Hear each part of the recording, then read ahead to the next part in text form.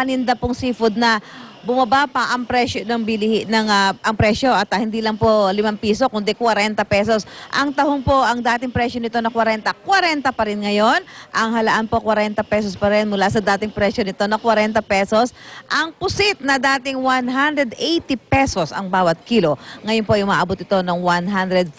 Ibig sabihin 40 pesos po ang ibinaba nito. Kaya masarap po ngayon, mag-ihaw ng pusit at adobong pusit. Ayan.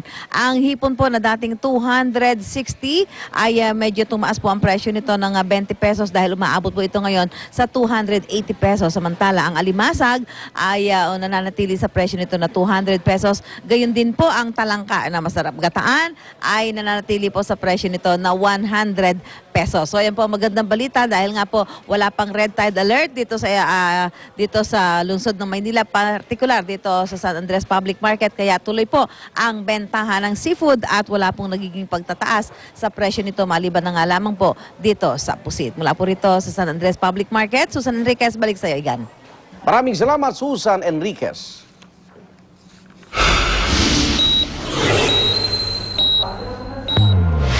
Anim na estudyante sa Candon, Ilocos Sur nagpositibo sa influenza AH1N1. Payo ng DOH, pag-ibayuhin ang pag-iingat dahil posibleng may mabuong bagong strain ng virus. Narito ang report ni Steve Dailisan.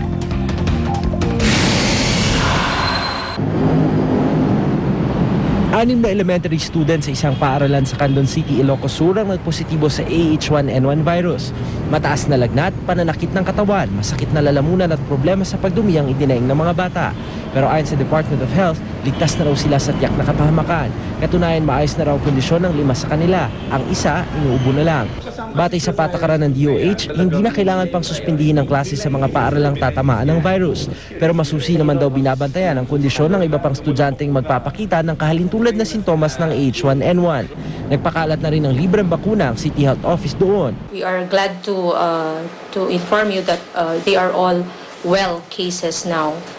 But still we continue to do fever surveillance in the school community. It's the same area na nag-report din naman H1N1 cases last year.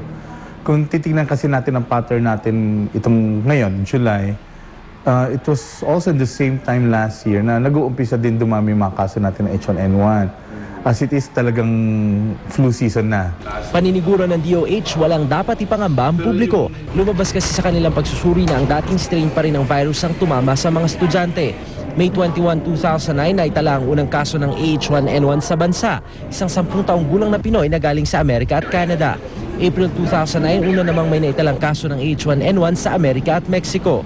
Mula June 2009, hindi bababa sa 129 na kaso ang nai-record sa 40 eskwelahan sa Pilipinas. Ayon sa DOH, nariyan pa rin ang posibilidad na may bagong strain ng AH1N1 na mabuo, kaya dapat pang pag-ibayuhin ang pag-iingat. Para sa unang balita, Steve Dailisan reporting. Mahigit 1,700 ina ang namamatay sa panganganak kada taon. Ayon po yan sa talaan ng Department of Health. Ano nga ba ang pangunahing dahilan ng maternal death at ano ang mga solusyon para mabawasan ito? Narito ang report.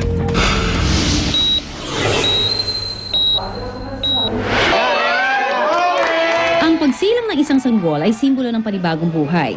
Pero sa ilang pamilya, maaaring sanhi din ito ng pagkamatay. Tulad ng muntik nang mangyari kay Aling Margie, 37 taong gulang. Sa kanyang ika-9 na panganganak, nanganib ang kanyang buhay.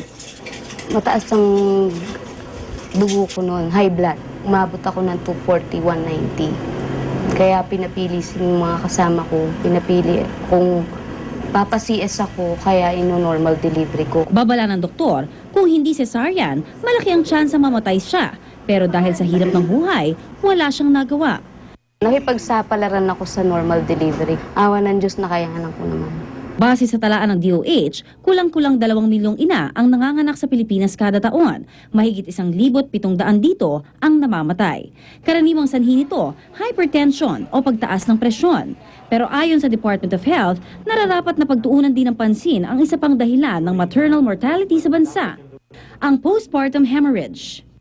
Kapag nanganak ang isang babae, yun yung mabilis na pagkawala ng dugo sa katawan. Talaga ikamamatay ng ating pasyente. Postpartum hemorrhage ang sanhi ng 15% ng mga namamatay sa panganganak. Pero ang komplikasyong ito, maaaring hindi raw maibsan ng prenatal check-up. Kaya naman ang DOH nagpalabas ng direktiba na sasagot sa problema sa postpartum hemorrhage. Sang-ayon sa Department Circular 2010-0181, pinapayuhan ng lahat ng mga nagdadalang tao na magpa-prenatal check-up. Kailangan nilang magdala ng mga blood donors na compatible sa kanilang blood type. Ang mga napiling donors, kukunan agad ng dugo. Hindi nahihintayin pa na sa mismong panganganak sila kukunan.